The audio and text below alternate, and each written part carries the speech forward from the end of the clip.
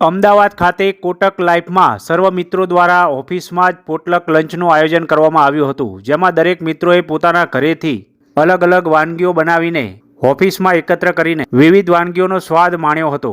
અમદાવાદ શહેરના કોટક લાઈફ ખાતે સુંદર રીતે મૈત્રી ભોજનનું આયોજન કરવામાં આવ્યું હતું.